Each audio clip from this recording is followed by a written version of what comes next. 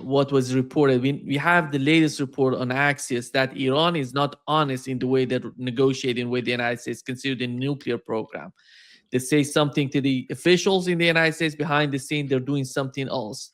This report was citing the head of CIA, John Ratcliffe. Then later on, we had Israel Hayom reporting that Donald Trump is considering dismissing several senior officials who opposed the Iran deal, including Secretary of War Pete Hegseth and CIA Director John Ratcliffe. And in this new report, it says a senior US official was quoted as saying the argument has been settled. Those who oppose it may pay a personal price. And he says that the Secretary of State, Marco Rubio, is not currently believed to be at risk because he has been careful not to publicly criticize the agreement. This is the situation with Donald Trump on one side. And as we know, the main problem exists in Lebanon. You talk with everybody in Iran, in Lebanon, in the acts of resistance. The main issue is Lebanon right now, not anything else. And when Israel we had moments ago before coming to this live, I think an hour ago, we had Iranian foreign minister saying that without Lebanon, there would be no agreement. And withdrawal from Lebanon is one of the most important points. Israel has to withdraw from Lebanon. And we know in the aftermath of the announcement of MOU, people are getting back to their homes in the southern part of Lebanon, and they're feeling Israelis are still there. Some sort of fights happening, little fights between the two sides. And this is the whole issue right now. Today, Donald Trump had a meeting with the head of Qatar, the Qatari Emir, in which he said that without Donald Trump, there would be no Israel on this planet, and someone would, this sort of argument that he's making, that without Donald Trump, Israel would have been destroyed totally, and because of him that Israel exists today, and these sort of arguments on his part. But when it comes to what's going on in the Trump administration, do you think what was reported on Israeli media is serious? I'm not sure. I'm not sure, Nima. The last 72 hours, I try not to watch the tennis match too much. By the way, the other point is that Israel was asking the United States over and over to have some sort of understanding of the memorandum of an MOU. They wanted to know what's in it. Yeah, so far they were rejected based on Channel 12 of Israel. Yeah, they've been kept in the dark, and all of the Israelis' proxies in the U.S. media, like Mark Levine, are hyperventilating. Like someone needs to hand him a paper bag. He's in danger. They're saying, "I can't believe this is unacceptable. We can't see the terms of the deal." So that's why Israel wants to merge their intelligence with the U.S. so that they can not only have privy to everything, but also be involved in controlling it. They already have enough influence and control from John Ratcliffe and others that are basically Israeli proxies embedded in major U.S. agencies. These are people wholly loyal to the state of Israel. So, but besides that, you watch the tennis match go back and forth, and you can get dizzy watching this if you follow it hour by hour. But if you just take a step back and just look at the fundamentals here, and the fundamentals are very simple. Unless Israel is prepared to withdraw from Lebanon, and I don't believe they'll do that on their own volition, they have to be threatened.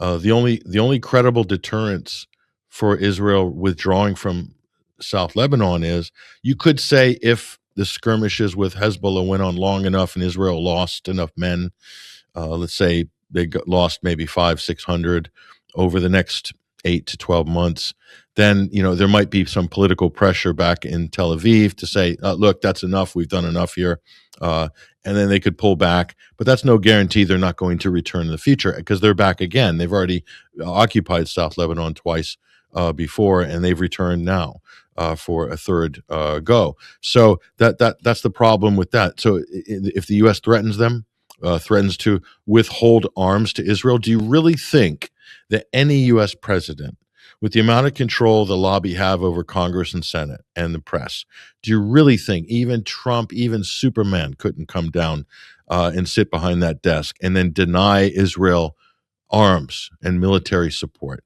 It's quite frankly impossible. That's my opinion. There's Trump is not brave enough to do that. I mean, I can't imagine the pressure that he would be under. I mean, it was insane. Look at the pressure he's on already with just putting a memorandum of understanding on the table. So to me, that's not going to happen. So if that's a deal breaker, then this MOU, and it's important, we could a lot. I've been watching tons of podcasts the last 3 days and mainstream media reporting, and everybody's saying there's a peace agreement. There is no peace agreement. This is an MOU. This is an agreement to negotiate over the next Exactly.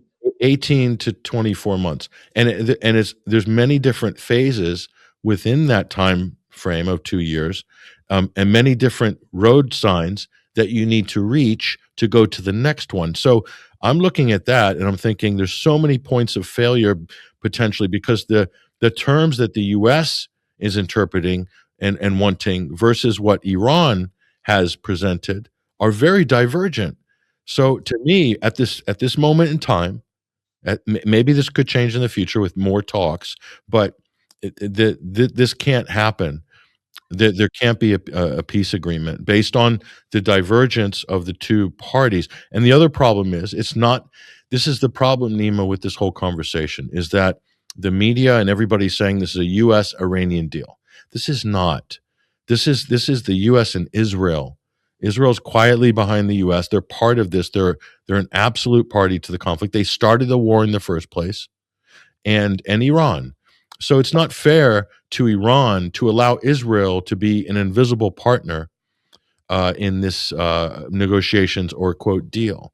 It's deceptive, and it allows Israel so much latitude to act independently, and they can choose and reserve the right to undermine, to sabotage anywhere along the line. Let's just look at Israel's record for a moment. Let's take the Oslo Peace Accords. Peace process as an example. How long was that strung out for? 12 years, 10 or 12 years. And Israel sabotaged that at every single key moment. And they did that by moving the goalposts and violating expectations and then using the media and all these political operatives they have and proxies in Washington to reframe it to that the Palestinians have done something bad here, and we had to do this for our security. And oh, by the way, we're building 600,000 settlements. So and by the way, the territory you thought you had back in 1990, that's not there anymore. So we were negotiating about a full pizza, but here we are 10 years later, and you've only got a slice left. Sorry about that. And if you reject the deal, then it's your fault. The Palestinians rejected a perfectly good deal. And that's exactly what Israel and the U.S. are going to try to maneuver Iran into a position where they start eating the pizza and then over time kicking the can down the road and then blaming the Iranians. I'm telling you right now, I know the United States very well. What they're doing in this deal is they may appear to be in some kind of a positive direction now, and they may even get to the point of even signing an agreement in 6 months or a year, but they do not. 9 out of 10 times the U.S. will then change their position and then do something that would violate the terms of the deal and then blame Iran for retaliating or for violating and not blame themselves. And it's even more dangerous because Israel can do the job of sabotaging it, and the United States can say, we tried, but we have no control. That's Bibi. That's why all this sort of WWF WrestleMania between Trump and Bibi, to me, is just absolute meaningless theater, and it's designed to misdirect people into that sort of political drama on as a sideshow, when in fact the two countries are completely integrated, completely enmeshed. And the United States has no interest. Their stated policy is regime change in Tehran, and it's the disarmament and the evisceration of Hezbollah. That is the U.S. policy.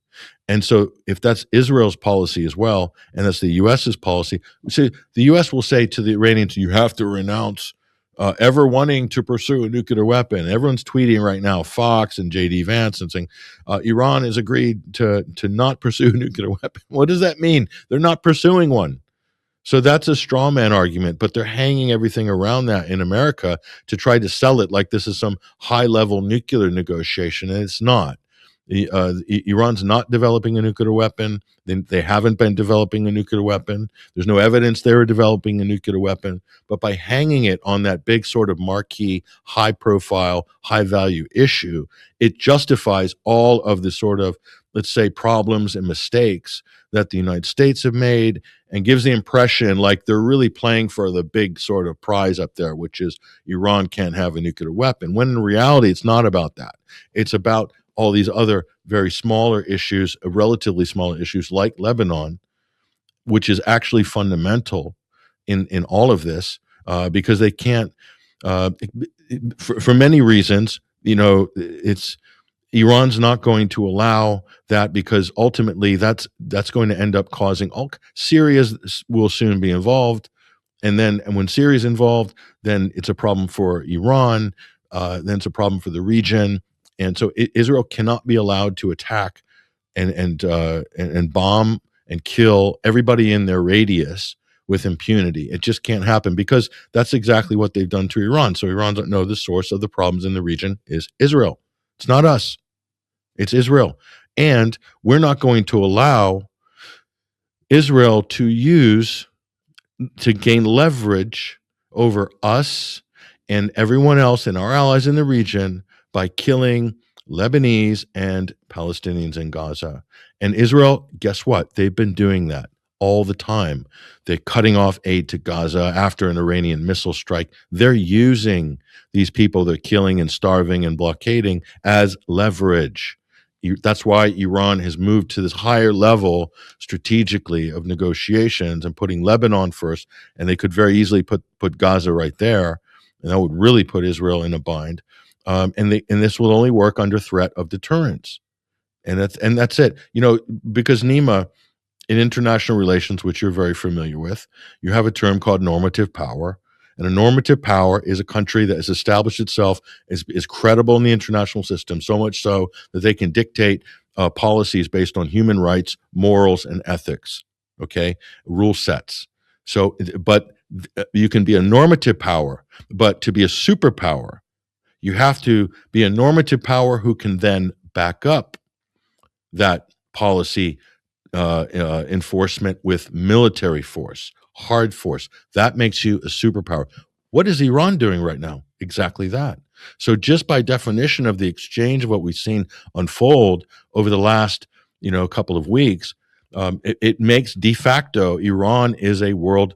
They're behaving like a world superpower. They may not be economically a global superpower, but I would say regionally, they absolutely are a regional superpower. And I would even argue that they put themselves in the lead position of superpower in the region, not because they have a bigger army than Turkey, not because they have a bigger air force than Turkey, or not they have a bigger air force than Israel, or even Saudi Arabia in some cases has much bigger conventional forces in certain areas than Iran have. That's not what makes you a superpower.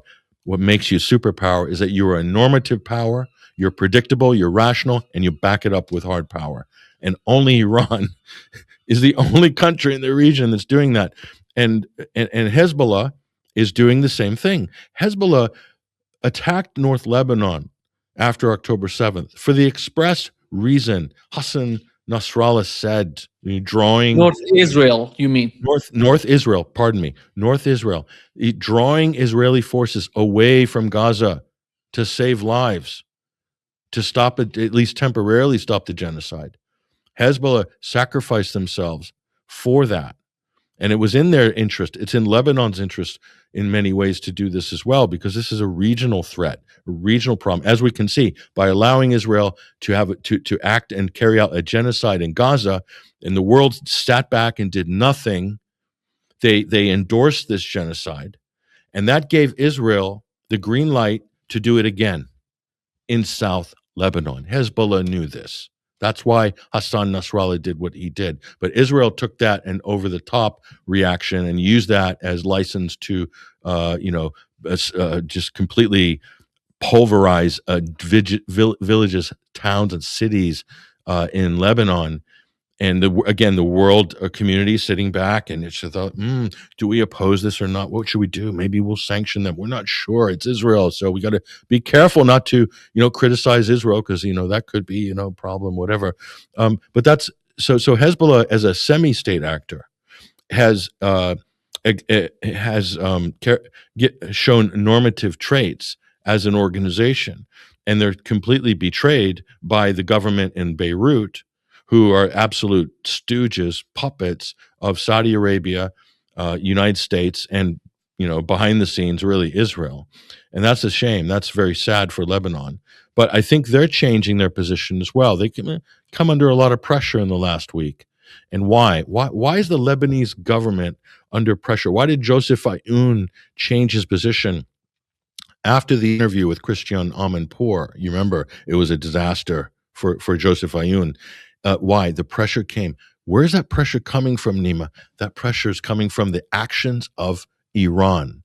And if Iran stays, as I said to you, our previous conversation, if Iran just sticks to their principles, do not budge on principle, do not budge, then eventually the world will conform and to that reality that Iran is not moving, and they have to blame somebody though for this conflict, and they start blaming Israel. And guess what's happening? People are now stepping up. European countries are filing sanctions against Israel. Why? It's purely for one reason, Nima. It's because Iran was steadfast. That's it. And Iran is a normative power willing to back it up, a regional superpower by definition. But in international relations textbooks, you can absolutely make this statement, and it is absolutely true by definition. They've ticked all the boxes for that. That means they're able to influence outcomes. What are we watching right now? Exactly that. Yeah. Here is what the Iranian foreign minister said, considering the MOU. Yeah, from our perspective, there are two sides in this MOU. One side is the United States and Israel. On the other side, there is Iran and Hezbollah. It's not mentioning Lebanon. It's Iran and Hezbollah. Because remember, because the government in Lebanon is not at war with Israel. The war is happening between Israel and Hezbollah because Hezbollah is defending Lebanon. Actually, don't wait. Continue where you left off, Nima. Don't forget. But yeah. Lebanon has been officially at war with Israel for 75 years. Yeah, that's the official. No diplomatic relations. So technically, according to international law, Lebanon has been and is at war with Israel. That hasn't been resolved yet. That goes right back to 1948. So that's the technical, and that's why they have provisions in their constitution that they can't have. They can't meet with the Israeli heads of state. Israel can't come into Lebanon, and Israeli companies can't come in, and IDF soldiers can't enter the country. And all of those have been broken by this government. They've allowed, all sorts of people, including U.S. envoys that have served in the IDF. Amos Hochstein, former IDF soldier, swanning around Beirut, illegal. And Morgan Ortangis, the U.S. Aunt Tom Barak's sidekick. She was wearing, a Star of David in meetings and publicly and in Beirut. That was a power move, basically by the Israelis saying, "We're here, and you're going to do what we say." And so, yeah. So anyway, continue what you're going to say. And it continues. An end to the war in Lebanon is an inseparable part of the complete end of the war in the region, and a complete end to the war includes a withdrawal of all the forces from the occupied areas. Without the withdrawal of Israeli forces from the land it occupied during this war, it won't be considered a complete end to the war. Any military attack by Israel against Lebanon from now on, or the continuation of Israeli occupation inside Lebanon, will definitely be considered a violation of the MOU. I don't know. what else they can put out. It's totally obvious what is the Iranian position when it comes to Lebanon. And today, with the meeting Donald Trump had with the Emiri, with the Qatari Emir, he said that Israel cannot do the job when it comes to Lebanon. Maybe we have to use Syria. So Israel has to back down, Syria comes in, and the whole agenda again the same. I think that No, this is it's that's a violent civil war in Lebanon. So they're saying we're going to send Al Qaeda into Lebanon, and that's going to kick off a sectarian bloodbath, guaranteed.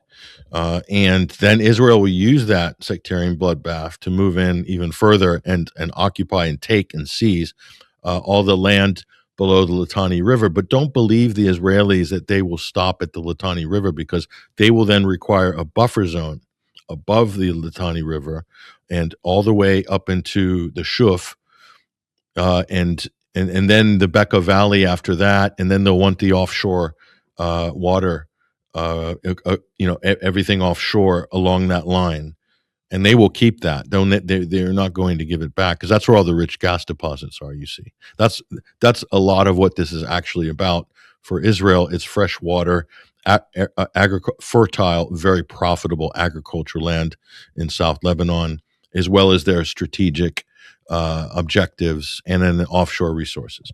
That's the long-term benefit for expanding Israel. So, I mean, they've done it before. So why would you think that they wouldn't do this again? So that's the other thing. But if they keep framing this as Hezbollah versus Israel, this is the problem, Nima, because it's Hezbollah is part of Lebanon. They have half the parliament is Hezbollah party, but the West and Israel, by doing this, they can isolate Hezbollah.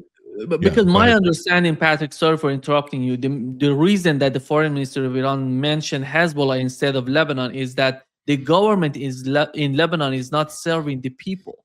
That's right. They're pursuing the Israeli American agenda. That's why when you say the government, and the war, by the way, is not happening between Israel and the government in Lebanon, it's between Israel and Hezbollah. And whenever they're talking about negotiations or any sort of talk, Hezbollah is not part of it. And the agreements they made so far, it's all about the two parties. One of them is not at all in the fight. That's it. This is Nima, that you've nailed it. That's the source of the problem. This is framed incorrectly. And because it's framed incorrectly, it allows so much leeway for all sorts of foreign interference, sabotage, division.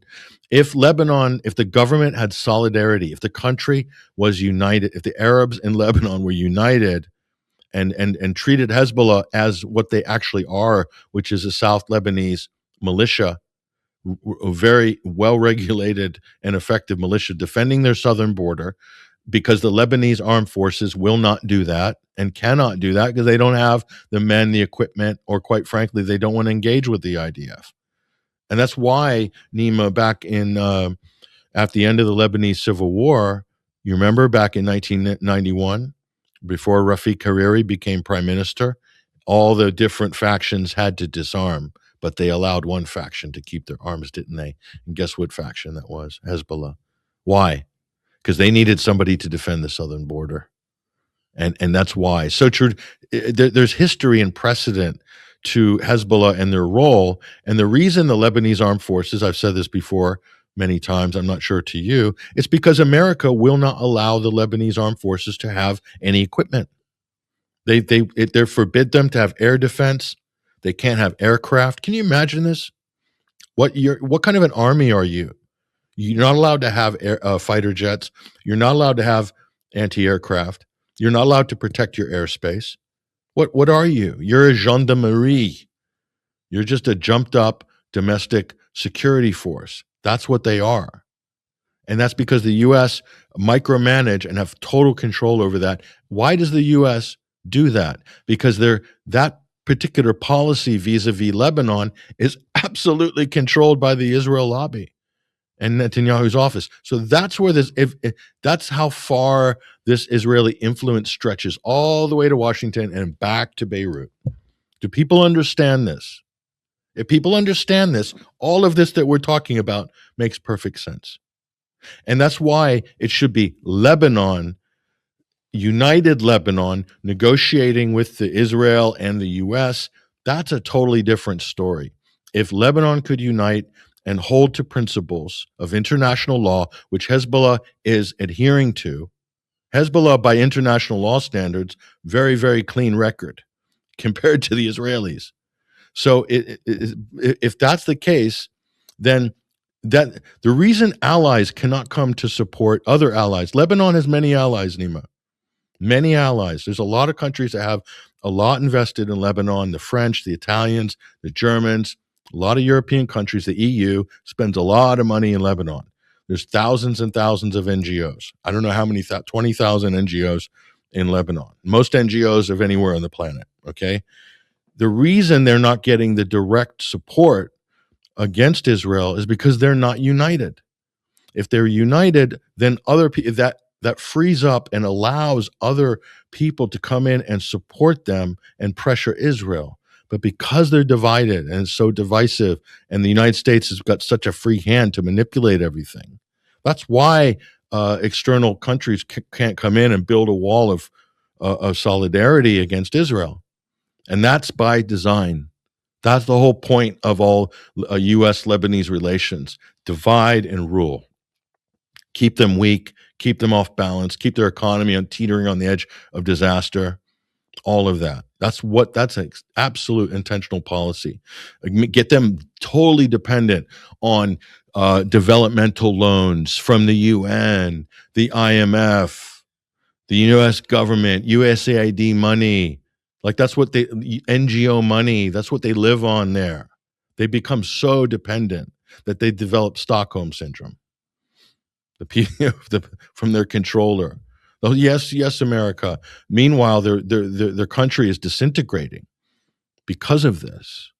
So, if the president is a president for all Lebanese, then he's doing his job. If he's not, then he should step down, quite frankly, because he's not doing his job. Or he needs to be removed from office in the nicest possible way. But it's not real leadership there, because they have a confessionalist system that is so outdated. It's archaic. The Maronite Christian president, the Sunni prime minister, and the Hezbollah speaker of the House, based on a census from 1958. Hello, what would today's census be? President would be Shiite Hezbollah party, prime minister would be Sunni, and the speaker of the parliament would be Maronite Christian. End of story. But they should just get away with the whole confessionalist system, because this is the same problem, Nima, that this is why Iraq is a basket case. Because the British and then the Americans afterwards always wanted to have a minority in charge of a majority. And look what it led to. And then they're kicking up and screaming in Washington after the fall of Saddam Hussein that Maliki or some other Shiite leader emerges and his prime minister and so forth. And they're just oh, the Shiites are in charge in Iraq. They're the majority. That's not right. It's that was the problem, and that's by design. Same thing in Lebanon. So look, those are the fundamentals as I see it of the problem there. And that means that if this can't be resolved politically, it's going to get resolved in the battlefield. And that's, unfortunately, for the peace agreement, that's the problem.